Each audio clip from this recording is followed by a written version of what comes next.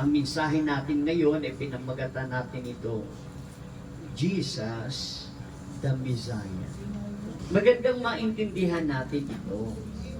Kasi po, pag sinabi natin Kristiyano, yan yung mga taong naniniwala kay Kristo.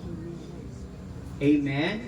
At pag sinabing tayo ay Kristiyanong naniniwala kay Kristo, ano ang dapat nating maunawaan tungkol kay Kristo?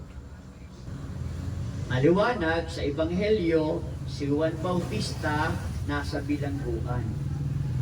Nung siya'y nasa bilangguan, nabalitaan niya ang mga ginawa ng Panginoong Hesukristo.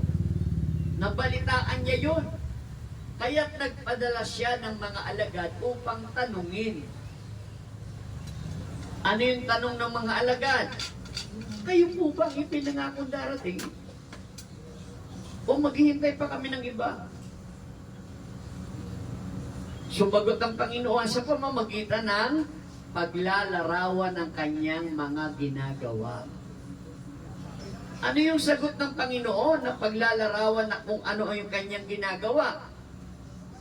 Ang sabi niya, ang mga bulag ay nakakikita. Ha? Ang mga pilay ay nakakalakad. Ang mga kitongin ay gumagaling. Ang mga bingi ay nakakarinig.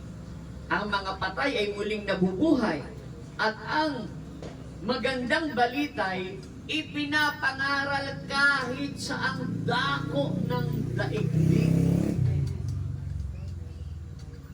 Sinabi rin ng Panginoon na pinagpala ang taong hindi nag-aalinlangan sa Kanya. Nang umalis na ang mga alagad, umalis na yung alagad ni Juan Bautista. Amen? Nakikinig bang lahat? Umalis na ang mga alagad ni Juan Bautista. At nang umalis ng mga panahon na yon, binanggit ng Panginoong Hesukristo sa mga tao ang tungkol kay Juan Bautista, isang propeta. At higit pa sa propeta, siya ay minsahero, tagapagdala ng mensahe o salitang inihahayag ng kasulatan na maghahanda sa daan para sa Panginoon. Nakikinig po bang lahat? Pumalakpak ang nakikinig. Sinabi ni Jesus na si Juan Bautista ay pinakadakilang tao. Dakila siya. Si Juan Bautista, siya yung dakilang tao na isinilang sa daigdig. Ngunit ang pinakahamak sa kaharian ng langit ay mas dakila kaysa kanya. Narito po ang mga aral at puntos na nais kong ibahagi sa inyo. Pakinggan natin. Una, ating pag-aralan yung pag-aalinlangan ni Juan Bautista. Papaano ito inunawa ni Kristo? Kayo po, halimbawa, papaano mauunawaan nyo ba yung taong nagdududa sa inyo? Parang madaling magalit no? Nakakagalit, nakakayamot. Madali kang may mga biglang sumisingkal na lang yung mga reaksyon. Bakit? Kasi nagdududa Yung pinagdududahan ka na, naniwala ko sa iyo. Alam ko kung saan ka galing. Naku. Tapos sabihin kilala kita. Naku.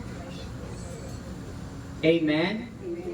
Ang Panginoong Hesukristo, yung panahon na yon ng pagdududa ni Juan Bautista, at nagpadala pa siya ng mga kinatawan para lamang alamin, tiyakin na yung kanyang nalalaman, naririnig na balita tungkol sa kanya ay kung siya na nga ba yung tagapagligtas na matagal na nilang inaantay.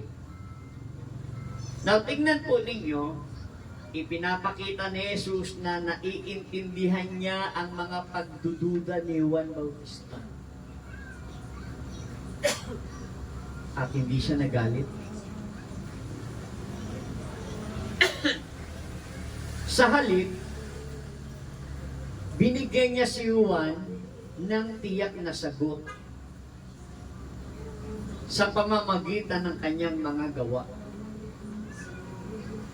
Anong aral ang ibig sabihin nito sa atin? Kung si Kristo, nauunawaan niya yung pagdududa ni Juan Bautista, ipinapakita ito sa atin na tayo man, kung may mga taong nagdududa sa atin, sagutin natin ng maayos at huwag agad magagalit. Ang unang aral na nais bigyan ng Ebanghelyo ngayon, si Jesus hindi niya sinagot ng pagalit si Juan Bautista sa pamamagitan ng kanyang mga sinugo, kundi ito'y sinagot niya ng buong hinahon.